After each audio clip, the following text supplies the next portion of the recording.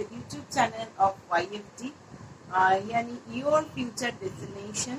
सो आज का क्लास का जो टॉपिक है वो जो मेन जो सीरीज होता है जो क्लासेस होता है उससे थोड़ा बहुत अलग है, क्योंकि आज का टॉपिक में because most probably many student अभी आ रहे हैं फॉर द एडमिशन और वो लोग हमसे पूछ रहे हैं कि मैम मान लीजिए वो जस्ट उसका बोर्ड्स कंप्लीट कर चुके हैं एंड आफ्टर दैट वो लोग आ रहे हैं और हमको पूछ रहे हैं कि हम क्या एग्जामिनेशन दे सकते हैं, इसके लिए क्या कर सकते हैं। तो ऐसा भी स्टूडेंट है जिसका ये सब जो चीज़ है ये सब में भी क्लियर कॉन्सेप्ट नहीं है। ऐसा नहीं है कि कोई उसका जो पनिशमेंट है ये नहीं होना चाहिए, this is not the matter actually. they don't have any concept about this kind of examination, क्योंकि ये जो एग्जामिनेशन है बैंकिंग एग्जामिनेशन ये सब में जो आते हैं वो ऐसे तो जो स्टूडेंट आते हैं वो तो नया नया ही आते हैं, और ऐसे स्टूडेंट भी आते हैं जो पहले कहीं कोचिंग कर चुके हैं और सेल्फ स्टडी कर चुका था लेकिन अब जाके नहीं हो रहा है, तब जाके वो लोग एडमिशन ले रहे हैं। तो सबके लिए आज का जो क्लास है और आज का जो इंफॉर्मेशन प्रोवाइडिंग क्लास है आप बोल सकते हैं, दैट इज वेरी इंपॉर्टेंट। और आज का क्लास में हम ये चीज का रिलेटेड जितना भी इंफॉर्मेशन है वो हम आपको प्रोवाइड करेंगे। एट फर्स्ट कितना एग्जाम होता है और उसका भी पहले जो क्वेश्चन आपका दिमाग में आता है कि आई एम एलिजिबल और नॉट, हम एग्जाम दे सकते हैं कि नहीं। तो इसके लिए हम आपको बोल रहे हैं कि अगर आपको एग्जाम देना है मिनिमम आपको कोई भी स्ट्रीम में ग्रेजुएशन कंप्लीट करना है। और ये जो चीज है बैंकिंग जो रिलेटेड जो जितना भी स्टडीज है ये मेनली सबको ही समझ में आते हैं, लेकिन मोस्ट प्रोबेबली जो कॉमर्शियल बैकग्राउंड से जो स्टूडेंट लोग बिलोंग करते हैं, तो जो लोग कॉमर्शियल स्ट्रीम में है उसका जो स्टडी है उसके साथ थोड़ा बहुत रिलेटेड है, लेकिन ऐसा नहीं है कि वही लोग बस कर सकते हैं। कोई भी स्ट्रीम से कोई भी रिकॉग्नाइज्ड यूनिवर्सिटी से अगर आप लोग ग्रेजुएशन कर चुके हो तो ये एग्जाम आप लोग दे सकते हैं। कुछ एग्जाम है जिसके लिए आपको अलग जो क्राइटेरिया है जो एलिजिबिलिटी है वो अलग से प्रोवाइड कर जाते किया जाते हैं according to the post you are applying for उसके लिए। तो उसके लिए आपको वो जो स्पेशल क्राइटेरिया है उसको फॉलो करना है। लेकिन ये जो भी एग्जाम है ऐसे 6 एग्जाम है जो हर साल होते हैं और कोई भी ग्रेजुएट उसको मतलब दे सकते हैं। आपका परसेंटेज ऑफ मार्क्स कितना है वो भी इसमें मैटर नहीं करते हैं, वैसा ही एग्जाम है। जो फर्स्ट आता है IBPS का 4 एग्जाम आते हैं। 4 एग्जाम में से जो एग्जाम है एक होता है IBPS PO का examination, second one is IBPS clerk का examination, third one is IBPS RRB यानी जो रीजनल रूरल बैंक का जो एग्जामिनेशन है IBPS RRB उसका एग्जाम होता है। IBPS RRB का जो है ऑफिस असिस्टेंट का एक एग्जाम होता है, ऑफिसर स्किल 1 का एक एग्जाम होता है जो कोई भी ग्रेजुएट स्टूडेंट दे सकते हैं। और जो ऑफिसर स्किल 2 है और 3 है उसके लिए कुछ स्पेशलाइज्ड क्वालिफिकेशन चाहिए। अगर आपको वो स्पेशलाइज्ड क्वालिफिकेशन है तब भी आप जाके वो एग्जाम दे सकते हैं, अदरवाइज आप नहीं दे सकते। मान लीजिए कि उसमें जो इकोनॉमी सब्जेक्ट है जो डेटा एनालिस्ट है उसका अगर जो वैकेंसी है तो इसके लिए आपको जो सब्जेक्ट चाहिए वो सब्जेक्ट अगर आप लोग पढ़ चुके हो उसमें जो स्पेशलाइज्ड डिग्री वो लोग मांगते हैं वो अगर आप कर चुके हो तभी आप लोग एग्जाम दे सकते हैं, अदरवाइज आप लोग नहीं दे सकते हैं। तो इसके बाद आते हैं कि इजीएस्ट एग्जामिनेशन कौन सा है, टफेस्ट एग्जामिनेशन कौन सा है। देखिए कोई सभी एग्जामिनेशन तो इजीएस्ट ही है अगर आप लोग ठीक से पढ़ाई कर रहे हैं। एटलीस्ट 8 आवर का स्टडी तो सबका ही जरूरत है। 8 आवर को आप लोग 9 आवर भी कर सकते हैं। आवर का हिसाब से अगर आप लोग सोचिएगा तो आवर तो 8 to 9 hour max to max तो आपको पढ़ना ही है।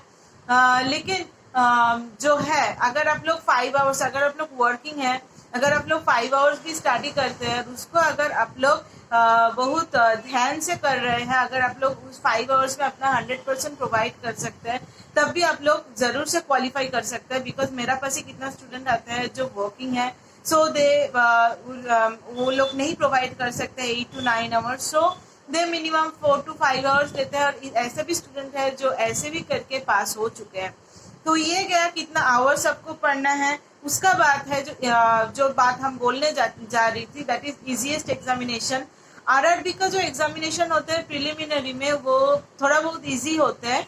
क्यों अगर आरआरबी का एग्जाम प्रिलिमिनरी में इजी होता है, लेकिन जो प्रिलिमिनरी में अगर आप लोग थोड़ा बहुत टफ दे के आईबीपीएस क्वालिफाई कर लेते हो तो आईबीपीएस का मेंस का जो एग्जामिनेशन है वो उतना भी टफ नहीं होता है। तो आईबीपीएस का जो है प्रिलिमिनरी थोड़ा बहुत टफ होता है, लेकिन मेंस उतना टफ नहीं होता है। लेकिन जो आरआरबी का है उसका जो प्रिलिमिनरी है वो इजी होता है, लेकिन मेंस थोड़ा टफ होता है। अगर आपका पास स्पीड का कमी है, अगर आपके पास एक्यूरेसी है but you don't have that kind of speed accuracy दोनों ही चाहिए प्रिलिमिनरी को क्रैक करने के लिए, मगर तब भी अगर आप लोग थोड़ा बहुत रुक जाते हो तो आरआरबी आपका जो राइट डेस्टिनेशन है, जो आपको आपका बैंकिंग करियर में आपको पहुंचा सकते हैं। तो आरआरबी देख के आप लोग बैंकिंग सेक्टर में आ सकते हो। फिर जो जिसका बाद में आता है that is age limit. What is the age limit? तो वेरियस जो पोस्ट है उसके लिए एज लिमिट भी वेरियस होते हैं। तो मैं एक कॉपी में इसको नोट डाउन कर चुकी हूँ कि कौन सा एग्जाम में कौन सा एज चाहिए होता है। तो फर्स्ट हम जो जिसका बाद में आता है that is IBPS PO. IBPS PO के लिए जो एज लिमिट है दैट इज 20 to 30 ईयर्स। अगर 20 to 30 ईयर्स का एज में आप है तो आप आईबीपीएस पीओ के लिए अप्लाई कर सकते हैं। आईबीपीएस क्लार्क के लिए जो एज लिमिट है दैट इज 20 to 28 ईयर्स। अगर आप ये एज में बिलोंग करते हो तो आप लोग बिल्कुल जाके अप्लाई कर सकते हैं। अब एक जो क्वेश्चन आता है कि अगर मेरा 30 ईयर्स है, अगर मेरा 20 ईयर्स है, तब भी हम क्या एग्जामिनेशन दे सकते हो? जरूर से आप दे सकते हैं। अगर आप 28 ईयर्स है, हम आईबीपीएस अगर क्लार्क का बात करें, अगर आप 28 ईयर्स का है एंड 28 ईयर्स आप लोग क्रॉस नहीं कर चुके हैं, तब भी आप लोग जाके एग्जामिनेशन दे सकते हैं। आफ्टर दैट जो आता है that is SBI PO. SBI PO के लिए आपका जो एज लिमिट है दैट इज 21 to 30 ईयर्स। इसमें भी सेम है कि अगर आप लोग 30 ईयर्स हो तो 30 ईयर्स में भी आप लोग जरूर से एग्जामिनेशन दे सकते हैं। आफ्टर दैट जो आता है दैट इज एसबीआई क्लार्क। इसके लिए जो एज लिमिट है that is 20 to 28 years. Same, और हम नहीं बताएंगे क्योंकि 28 ईयर्स में भी आप लोग एग्जामिनेशन दे सकते हो, बिल्कुल दे सकते हो। फिर आते हैं आरआरबी जो ऑफिस असिस्टेंट है, आईबीपीएस आरआरबी यानी रीजनल रूरल बैंकिंग का जो एग्जामिनेशन है उसमें जो ऑफिस असिस्टेंट है उसका एज लिमिट है 18 to 28 ईयर्स, और इस साल उसको 30 ईयर्स कर दिया गया है। तो अगर आप लोग 20 to 20 ईयर्स का है और अगर आप लोग 30 ईयर्स का भी है तो आप लोग एग्जामिनेशन दे सकते हैं। अगर आपका 18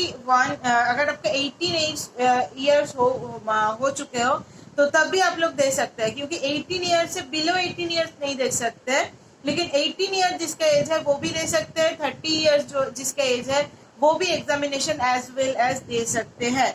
आफ्टर दैट आते हैं ऑफिसर स्केल 1 का। उसके लिए आपका जो एज चाहिए that is 18 to 30 years. Officer scale 2 के लिए आपका जो एग्जामिनेशन का एज जो क्राइटेरिया है, एज लिमिट जो है दैट इज 21 to 32 ईयर्स।